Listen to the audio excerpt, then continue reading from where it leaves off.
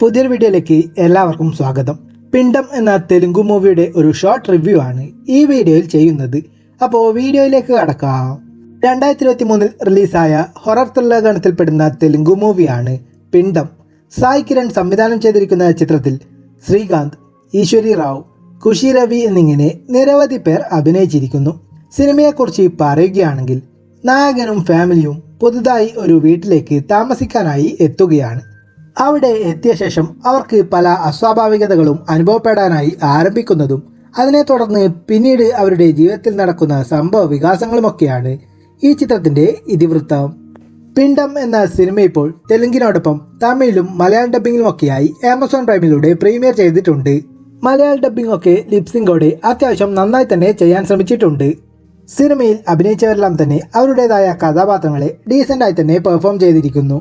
സിനിമയുടെ മേക്കിങ്ങും ടെക്നിക്കൽ വശങ്ങളും സാഹചര്യത്തിന് അനുസൃതമായി വരുന്ന മ്യൂസിക്കുമൊക്കെ ജസ്റ്റ് ഒരു ഓക്കെ ഫീൽ മാത്രമാണ് സമ്മാനിച്ചത്. കഥാപരമായിട്ടൊക്കെ നോക്കുകയാണെങ്കിൽ കണ്ടുപരിചിതമായ ഒരു സ്റ്റോറി ലൈനോടെയൊക്കെ തന്നെയാണ് ഈ ചിത്രവും കഥ പറഞ്ഞു പോകുന്നത്. പ്രത്യേകിച്ച് ഒരു പുതുമയൊന്നും അവകാശപ്പെടാനായി സാധിക്കില്ല. ഏറ്റവും ഭയപ്പെടുത്തുന്ന ഒരു ഹൊറർ ത്രില്ലർ മൂവി എന്ന ടാഗ് ലൈനോടെയാണ് സിനിമ റിലീസായിരുന്നത്. എന്നാൽ അതിനെ അവതരിപ്പിച്ചിരിക്കുന്ന രീതിയായാലും ഹൊറർ എലമെൻറ്റ്സ് ആയാലും ഒക്കെ തന്നെ ഒട്ടും എഫക്റ്റീവായോ ത്രില്ലിംഗ് ആയോ ഒന്നും ഫീൽ ചെയ്യാത്ത വിധത്തിൽ ക്ലീഷയായും പ്രഡിക്റ്റബിളായും തന്നെയാണ് സിനിമ മുന്നോട്ട് പോകുന്നത്. 2 മണിക്കൂർ 38 മിനിറ്റാണ് സിനിമയുടെ ദൈർഘ്യം വരുന്നത്. പലയിടത്തും എൻഗേജിംഗ് ആയും ഇൻട്രസ്റ്റിംഗ് ആയും ഒന്നും നിലനിർത്താൻ സാധിക്കാതെ വളരെ സ്ലോ പേസിലാണ് സിനിമയെ അവതരിപ്പിച്ചിട്ടുള്ളത്. മൊത്തത്തിൽ പറഞ്ഞാൽ യൂഷ്വൽ ഹൊറർ ത്രില്ലർ സിനിമകളൊക്കെ കാണാൻ താല്പര്യമുള്ളവർക്ക് വേണമെങ്കിൽ ഒരു തവണ കണ്ടു നോക്കാവുന്ന ഒരു ബിലോ ആവറേജ് തെലുങ്ക് മൂവിയാണ് പിണ്ടം എന്ന് പറയാം. താല്പര്യമുള്ളവർക്ക് കണ്ടു നോക്കാവുന്നതാണ്.